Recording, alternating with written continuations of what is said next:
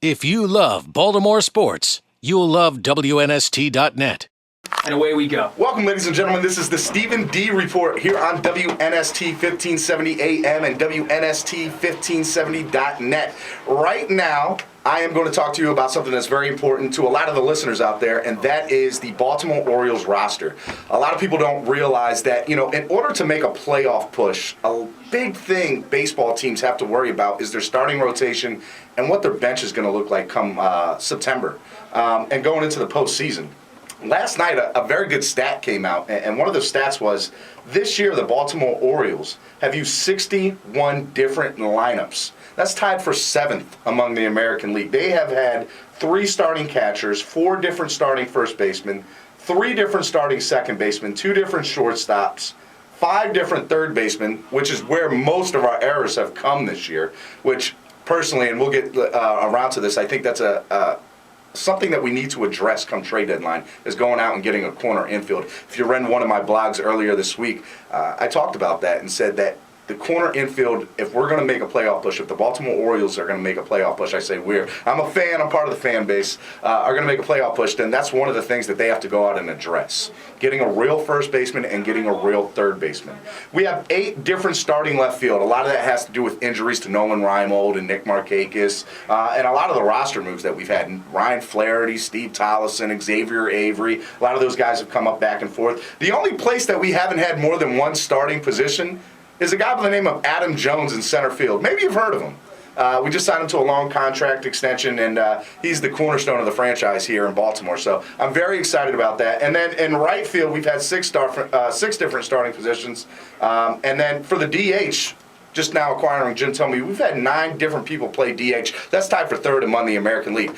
Let me dive in right now to the starting staff for the Baltimore Orioles. Right now, our starting staff looks like Jason Hamill, who is started out, I believe, as our 3rd pitcher this year in the rotation. We also have Wei-Yin Chen at the front of the rotation. If you look at both of those guys' numbers, they look very, very similar this year.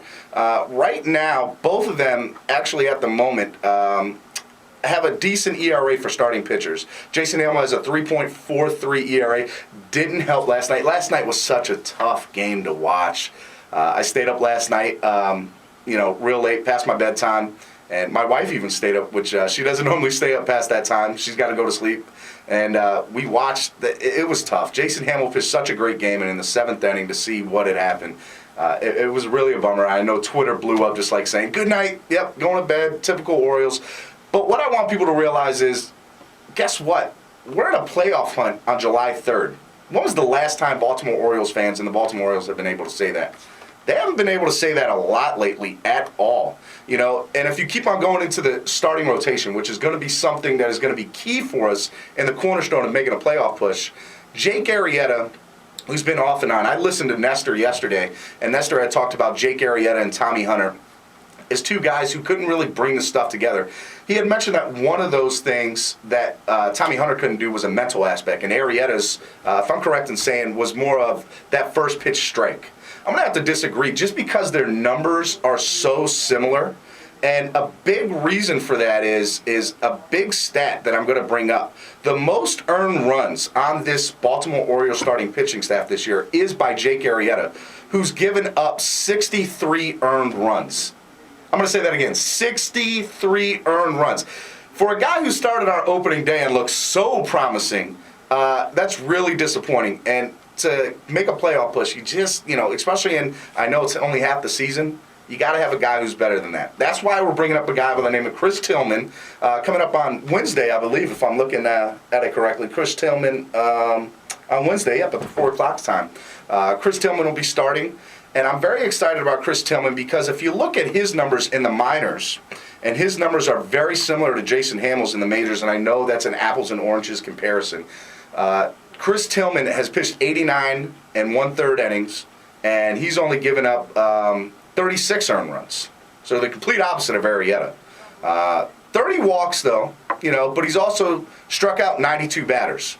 So even though he has a record of 8-8, I don't even look at win-loss records. I'm going to say Chris Tillman, if he can bring it up together, is going to be a cornerstone in the starting rotation for the Orioles this year. Another guy I want to bring up is something that a lot of people have been very, very excited about. A guy by the name of Dylan Bundy. Dylan Bundy had started out in single A. He's now in double A this year. And a big question is, if the Baltimore Orioles make a playoff push, will Dylan Bundy be in the starting rotation come September, come the time for the expansion of the roster? I'm going to tell you yes. If you remember a couple of years ago, Tampa Bay Rays made a big playoff push right at the beginning, and it was very exciting to watch. And there was a guy by the name of David Price. Everybody remembers David Price. Everybody, if you're a baseball fan and baseball enthusiast, should know who David Price is.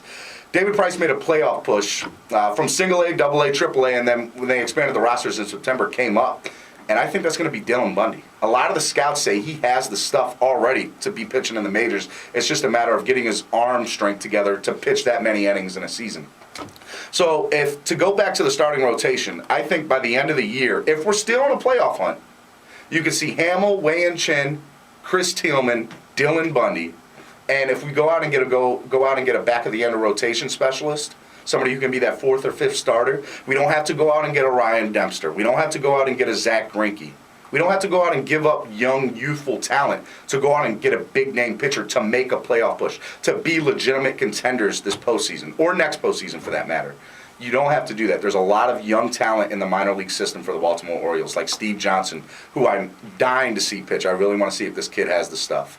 And that's pretty much that. You don't have to worry about the bullpen too much because at the end of the day, I know they haven't been great over the past 15 games, but nothing on the Orioles, with the exception of Wilson Betterment, has been great over the past 15 to 20 games. Last time I remember, Wilson Betterment was like 21 for 40. So for a guy who's been pretty much a super utility player most of his career, he started in some places. That's pretty impressive. One other thing I want to talk about before I get out of here is Xavier Avery. A lot of people are wondering why Xavier Avery is not up in the big club right now. A lot of that just has to do with the 25-man roster, and Xavier Avery will be up here come expansion time, come September in the in the expansion of the roster. Xavier Avery, Adam Jones, and Nick Markakis will be the starting outfield for the next 4 to 6 years on this Baltimore Orioles ball club. So for a lot of the fans who are moaning and groaning right now saying, what are we going to do? The Orioles aren't doing so high. And trust me, it was tough watching that game last night, seeing Hamill give up the run in the seventh. There's a lot of positive things going on right now, guys. Our minor league system has guys like L.J. Hose and Lou Ford, and we got guys like Manny Machado in the ranks and Dylan Bundy. At the end of the day, the Baltimore Orioles are exactly where they want to be for July 3rd of this season.